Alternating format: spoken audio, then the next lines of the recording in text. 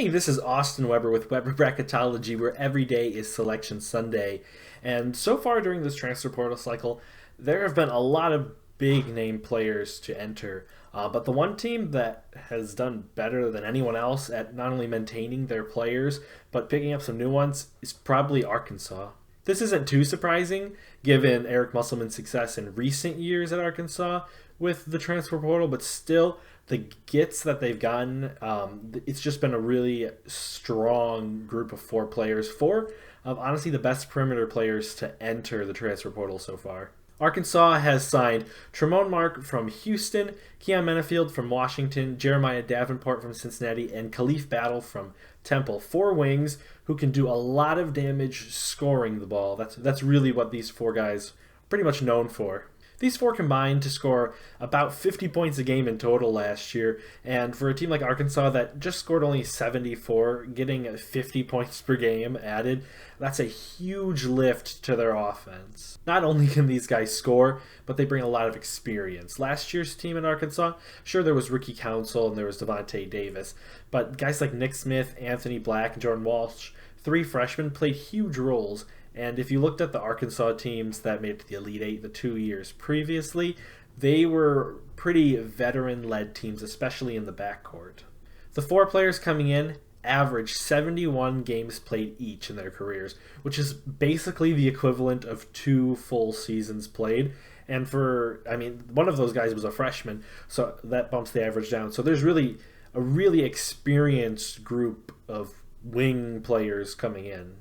All four of these guys can be alphas on offense, but it's going to be Khalif Battle, who probably ends up leading the charge. He's an elite bucket getter. He can score inside, outside. He can make off-platform shots. He can really do it all. Last year he averaged about 18 points a game, and then the year before that he averaged 20, though it was only in 7 games. Still, he has a proven track record of being able to score efficiently, which is really important, and really he can get a lot of points, and he can get them however you want. This Arkansas team, last year they were known more for their defense than their offense, and these guys they're not slouches on that front either.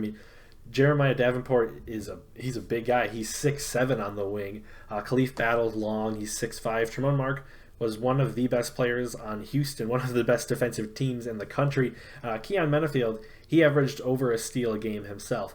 So not only are they getting four guys who can get buckets in any way they want, it's guys that are going to continue that strong defense that Arkansas was really known for last year. So far, the only transfer leaving Arkansas is Mikel Mitchell, and while Ricky Council, Anthony Black, and Nick Smith, they're all going to get drafted, Arkansas is still bringing back a lot of talent to go along with these new players, so it's not like it's going to be a whole new team coming in next year. Davonte Davis, he entered the draft, but he maintained eligibility. I personally think he's going to come back, and I don't see Jordan Walsh declaring for the draft if he hasn't at this point. I also just don't think he would be drafted very high. I think one more year would really be beneficial to him. He can work on his offense. He's already a great defender. But also from last year's team, Jerome Brazil, he got injured, so they're going to be getting him back. He's a big who can really shoot the ball. So, there's a lot of talent, and that's really just from their top players. That's 3 of their top 6 players. Then you get adding guys like Makai Mitchell, Joseph Pinion, Jalen Graham, and then you have some 5-star recruits in Bay Fall and Layden Blocker. This Arkansas team is stacked. Honestly, I think one of the biggest issues this team will have next year is trying to find a rotation where all these talented players can get on the floor. Because if the 4 transfers play, then you have those 3 players that I mentioned before, 3 of their top players that are returning, and then you got 2 5-stars coming in. They're going to want to play. You have some more depth players. It might be hard to get them all in, but that's not really a bad thing if you have too many good players to play. It's just going to kind of hurt for the future when obviously players may want to leave and transfer because they aren't getting the playing time. After a year of being known as a defensive team, I really see this Arkansas team as potentially one of the best teams on offense next season. And if they continue to play defense the way they did, especially with these new players coming in, these long, athletic, strong wings who play really good defense, I think Arkansas has potential to be one of the best teams in the country next year. Just think about a potential starting five for this team could be Tramon Mark, Khalif Battle, Devontae Davis, Jordan Walsh, and Trevon Brazil. And then there's the bench that could almost be a tournament team themselves as a starting lineup. There's really not going to be any deeper teams than Arkansas next year, even with some of these teams like Purdue, Duke, Marquette, UConn that are going to be bringing a good chunk of their players back. They may not be able to match the talent Arkansas is bringing in as well.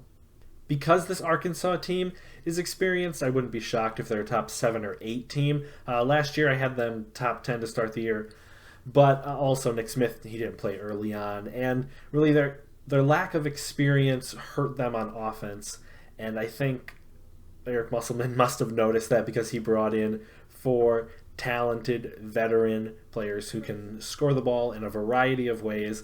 And I don't know if Arkansas is done in the transfer portal. They're still targeting some players. They might get a big in there. But the team that I know it's only April, but the team that they're putting together this early just looks like it could, by the time the beginning of next season rolls around, it looks like it could be one of the best rosters that we see in the country.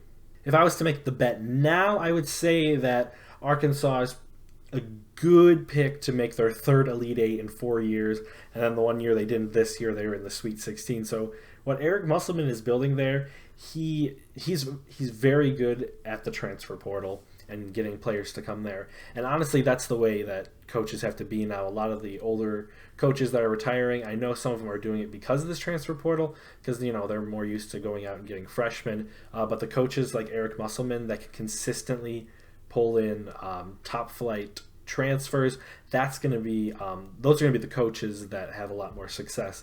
And obviously it's not always going to work where you bring in these talented transfers and you're not going to get great results from it every time, because obviously your team has to mesh well. And then you got teams like Kansas State who brought in all these transfers. They had two players on their team when Jerome Tang took over, and they still ended up being one of the best teams in the country. So there's going to be times like that. I think this Arkansas team is going to be more like that, but that's obviously not always going to be the case.